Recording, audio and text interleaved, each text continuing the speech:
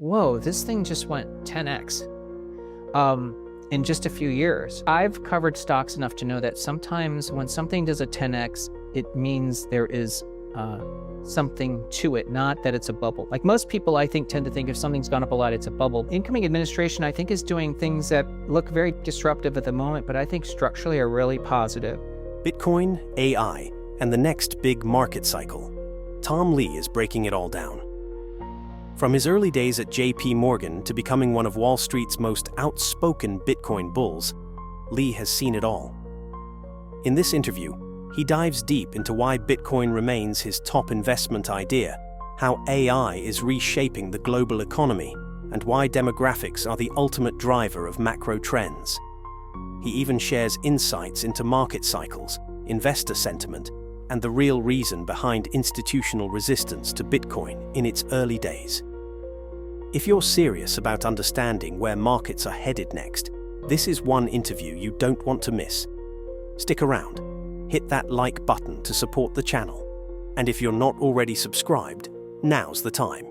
Because we're bringing you the biggest names and the sharpest insights in finance and crypto. Let's get into it. So give me your crypto story as well. Where did that come in? You know, Bitcoin actually had come up in several discussions when I was at JP Morgan. And John Normand, who was the head of FX at the time, had talked about it. He wrote several pieces about. He wrote one that we had a whole conversation around, our firm did, which is that he thought that Bitcoin could become a currency at some point. Now, I think the network value of Bitcoin was like 20 billion, okay? Which made it like a decent sized stock. But he was saying that it was obviously mostly for dark web and, illicit purposes. So I didn't think much of it, and I didn't even follow Bitcoin. But then we started Fundstrat. And then in 2017, I remember just for some reason, I think I saw the price of Bitcoin again. And I was like, whoa, this thing just went 10x in just a few years. And so I've covered stocks enough to know that sometimes when something does a 10x, it means there is something to it, not that it's a bubble. Like most people, I think, tend to think if something's gone up a lot, it's a bubble. But actually, in the equity world, a lot of times it's actually telling you something's real. Particularly when it's a network. That's the big difference. Yes. Networks tend to do this much more consistently. Correct. So with our not great understanding, we did spend about 4 months doing a research white paper on Bitcoin. It's exactly what you said. First, we found that if you just did a very simple two-factor model, which is the number of wallets and then activity per wallet, it explained over 90% of the rise of Bitcoin since inception. Yeah, and it's a good approximation for Metcalfe's law.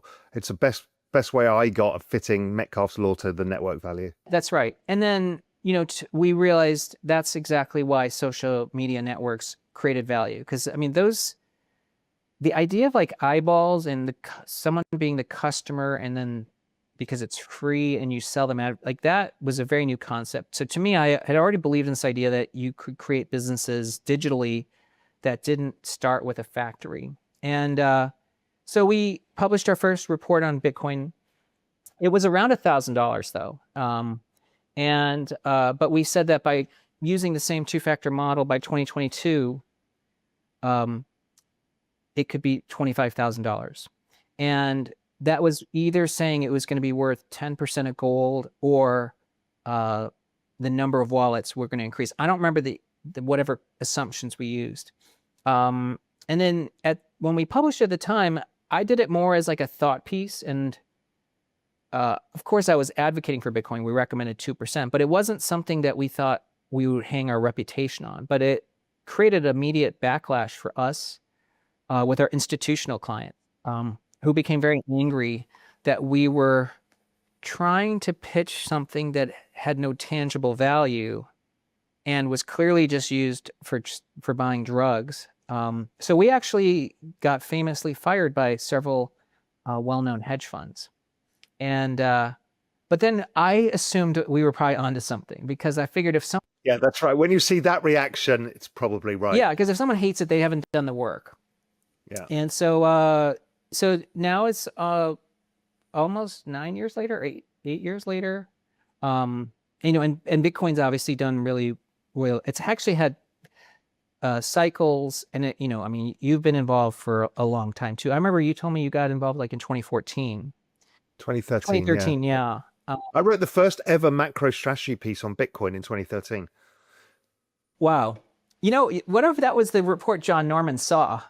And that, Might have been, right? might have been. 'Cause all the hedge funds, everybody passed it around because it became this thing of like, so I onboarded everybody from Dan Tapiero to Mark Yusko to, I mean, you name it, all the macro people was all because of me. John Burbank, I mean, you name it. I might say that might have been your report, because I don't know why John Norman would have brought up Bitcoin unless it was spinning around his desk, Maybe it was. So I know we've got a hard stop coming up. So I just want to cover where we are today. So what's your framework for understanding the year ahead, next year? Just give me your data dump of, what are you looking at? What's interesting for you? How the macro plays out or the markets play. I think the story arcs are pretty bullish right now. From the shorter lens, this incoming administration, I think, is doing things that look very disruptive at the moment, but I think structurally are really positive, because it's a path for U.S. deficit to normalize. And I think, indeed, I think animal spirits are coming back, even though things like these consumer confidence reports don't show it. And we know that there is tangible drivers of productivity, including AI, in front of us, that justify, investors allocating capital. And of course, there's still plenty of disruption ahead, including crypto. And, I think Bitcoin is still our favorite idea for this year. So we think it'll be the best performing asset class, even better than gold. But I think anchoring all of this is a demographic story. I can send you some charts later, but if we look at the number of people age 30 to 50 in the U.S., that's actually been steadily rising since 2009. It actually went positive in 2016. And what I mean by that is the number of people age 30 to 50 matters in an economy, because they're the ones that are driving both credit consumption, but also productivity, innovation, and investment. In the end, I think all of macro is just demographics. By the time, if you do enough work, go deep enough down the rabbit hole, the one monster factor of all is basically demographics. And then there's a contrast, because as you know, in the rest of the world actually has a depletion of population. And so that's creating the demand for AI workers, which is what the U.S. tech companies are producing. So I think that this does feel like it's going to be a very bullish equity cycle ahead. And that's why we're constructive. And it's been a rough start for this year, but I think we're just sort of getting through some of the kinks and burning off some of the recent bullishness. Yeah, I'm the same. We get the over-optimism about Trump, then we get the correction until we get the actual news story. How are you thinking through? I mean, you and I are obviously thinking through the AI in the same way. We're about to produce infinite workers. AI and robots is infinite human intelligence and infinite humans, right? I mean, this completely breaks the economic model. We have no understanding what this is going to do. But let's assume we'll get there whenever that happens. You're starting to even hear Satya Nadella start thinking, and this might be, I want to go back to the psychology of 2000 that many of these people worry about, is they're worrying about, have we overbuilt? Or are we overbuilding data? Are we overbuilding chips? Are we overbuilding? I'm not sure that we're not still underbuilding, but we might be scarred. And I haven't decided, but where do you think we lie on this? Is this an overbuild and everyone's going to write off a whole bunch of capital, or is this still too early to say? People who are going to call the top in data center demand have never really experienced industrial cycles, right? Because the cycles actually are going to extend until return on invested capital is well past negative.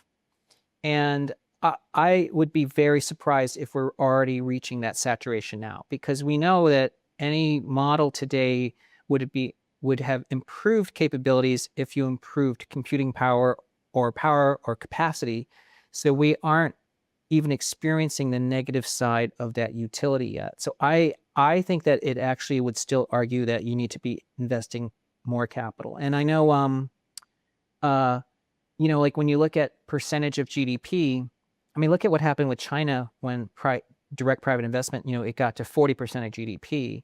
And that lasted years before you had overcapacity in China. So I don't know how we're even at saturation today in AI, but that's just in broad strokes. But so I agree with you. I think there's still a big runway ahead.